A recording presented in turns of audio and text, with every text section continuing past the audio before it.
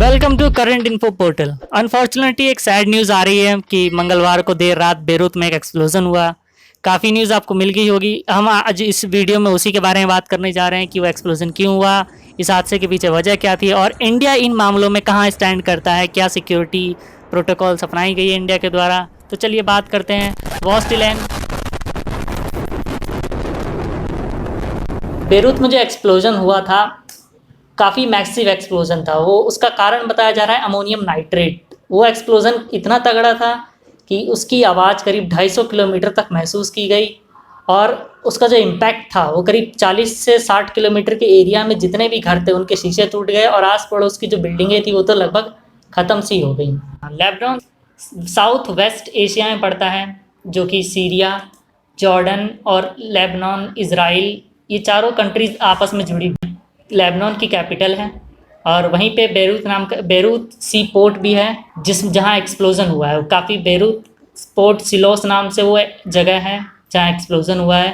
और आप इसमें देख सकते हैं कि काफ़ी कितनी रेंज में डैमेज रिपोर्ट की गई है। डिस्ट्रक्शन का कारण क्या था? सबसे बड़ा मेन रीज़न जो बताया जा रहा है इसमें जो था, एक नेग्लिजेंस और दूसरा कि अमोनियम नाइट्रेट को इतनी बड़ी मात्रा में स्टोर किया गया था कि इसमें हीट जनरेट हुई और वो ब्लास्ट हो गया। अमोनियम नाइट्रेट एक तरह का केमिकल है जो वाइट रंग का होता है, उसमें से स्मेल नहीं आती किसी भी तरह की, पर उसको दो जगह यूज़ किया जाता है। एक एज अ फर्टिलाइजर्स फार्मर्स के द्वारा, या फिर एक एक्सप्लोजिव कोयले की खदान या फिर किसी भी तरह की रॉक ब्लास्ट जहाँ पे ब्लास्ट किया जाता है, कुछ फ्यूल्स मिलाए जाते हैं ताकि ये एक्सप्लोजिव का काम करे। और ठीक इसने वैसा ही काम किया बेरूत में भी। बेरूत में क्या हुआ उसका भी किसी को ठीक से मालूम नहीं है, पर जहाँ ये वेयर हाउस में स्टोर किया गया था वहाँ आप देख सकते हैं काफ़ी बड़ा गड्ढा हो चुका है, एक बड़ा होल करीब 60 से 70 मीटर, जिससे आप अंदाजा लगा सकते हैं कि डिस्ट्रक्शन कितना बड़ा था और किस अमाउंट के अराउंड का। 2013 में एक शिप जो जॉर्डन जा रहा था, सिक्योरिटी रीजंस की वजह से बेरूत पोर्ट पर रुका। बेरूत सिक्योरिटी ने जब इसमें चेकिंग की तो उसमें करीब 2750 टन अमोनियम नाइट्रेट मिला। इसलिए इसकी प्रॉपर चेकिंग की गई। प्रॉपर पेपर्स ना होने की वजह से इसे कस्टडी में ले लिया गया, क्योंकि अमोनियम नाइट्रेट है वो काफ़ी ज़्यादा एक्सप्लोसिव का काम कर सकता है, तो इसलिए कई कड़े नियम बनाए गए हैं इसके लिए।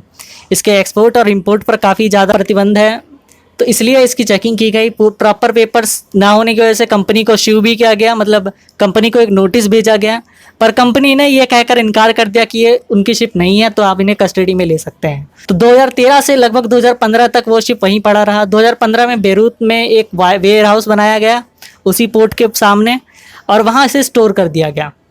और अब 7 साल बाद नेग्लिजेंस कहें या फिर हीट बढ़ जाने के कारण इसमें एक्सप्लोजन हुआ। लेबनान सिटी के जो सेनेटर है उन्होंने भी यही कारण बताया है कि एक्सप्लोजन इस वजह से हुआ है, पर डोनाल्ड ट्रंप ने इसे एक अटैक बताया है। डोनाल्ड ट्रंप ने इनडायरेक्टली इशारा किया है इसका इजराइल की तरफ। एक्चुअली इजराइल और लेबनान दोनों आस पड़ोस की कंट्रीज़ हैं, दोनों में टकराव रहता है।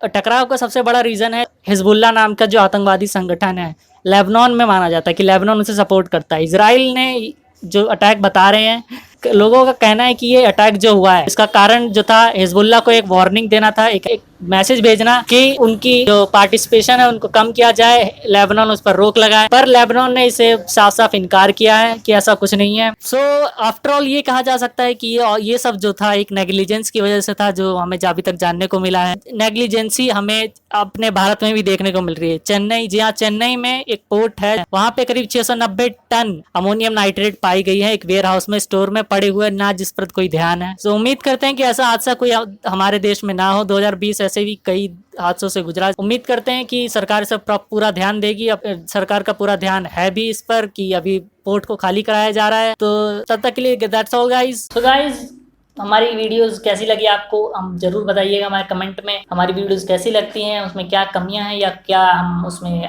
बदलाव ला सकते हैं। हमारे इस चैनल को सब्सक्राइब कर दीजिए, लाइक कीजिए वीडियो को और अपने दोस्तों में शेयर कर दीजिए वीडियोस। एग्जाम पर्सपेक्टिव से काफ़ी अच्छी वीडियोस बनाने की हमारी कोशिश है ताकि आप लोगों की मदद करें। और जो भी आपके दोस्त सिविल एग्जाम्स की प्रैक्टिस कर रहे हैं या तैयारी कर रहे हैं उनमें शेयर करिए। Thank you guys.